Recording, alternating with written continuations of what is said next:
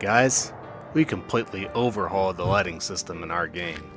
Now, this was not the thing that I was planning on doing. You see, I was going to work on the cabin interior. You know, the one that wasn't finished in the last video. Yeah, I was making progress. Then I thought, maybe it would be nice if I had a fireplace.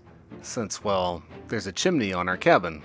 And with that in mind, it somehow seemed easier to start small. We'll just add a torch. Little did I know that this decision would require me to update nearly every major system in the game. Yeah, but it was for the best. Seriously. And there were some things I'm really glad that we were able to figure out. For starters, 2 lights are better than 1. Now, they shouldn't have to be, but Godot went and made this weird. Can't do this with just 1 light. You need 2. Oh, and there's a right way to darken your scene. Do not use a dark light. That's bad. And you might think, well, why not Duo? It seems to be working. Well, I'll tell you why. Because if you want to use normal maps that also use canvas textures, it might help if you use canvas modulate instead.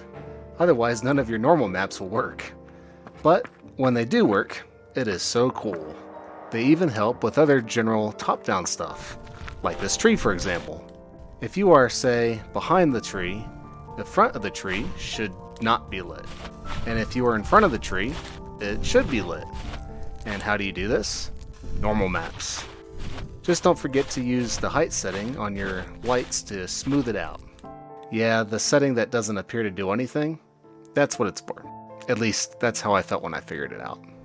And that's the easy stuff. I had to go and make my life more difficult by adding levels, or elevations to the world. That means that each elevation has to have its own light masks.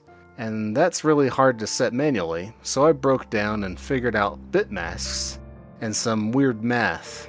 But yeah, I just let the game do it for me. And all that was just to make the lighting make sense. These torches still had to do other things, like go in my inventory, which, by the way, I had to put together while learning how to program. By the way, building an inventory system, great way to learn programming, but maybe not the best way to build an inventory system. At least, not to finish one. Biggest word of advice here? Use returns. Because if you try to put something in your inventory, and try is the key word here, it may help if your function could tell you whether or not your full inventory was unsuccessful at fitting the item. That way you don't accidentally delete items that can't be inserted. Then there was the collision system, because I wanted to throw my torches. And yes, this will have an important function in the game. A lot of our monsters will flee from fire, and it is awesome, so long as the torches don't go through the walls. So I figured out how to make them bounce instead. But what's also great about this is that the enemies will be able to bounce too. And then there's the animation system. I think you guys see where I'm going here. Biggest tip, beware of new features. Unless you know you really need them. Then by all means. Otherwise, let's just say I'm looking forward to the day when all the features are done. Now that being said, some have asked me, hey Duo, where's the Steam page? And that is a fair question, but I want to be certain that this game is fun to play before posting it.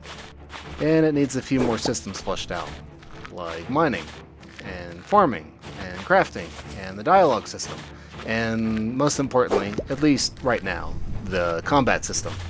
Now, I made some pretty bold claims about how the combat was going to work in my first devlog, and yeah, that's happening, in its own weird top-down sort of way. This is where I'll be focusing my attention before I do anything else. So, expect to see a few devlogs on this subject in the future, and I'm all ears on how you guys feel about it. Please let me know what you think in the comments, and feel free to subscribe. Thanks for watching, and we'll see you later.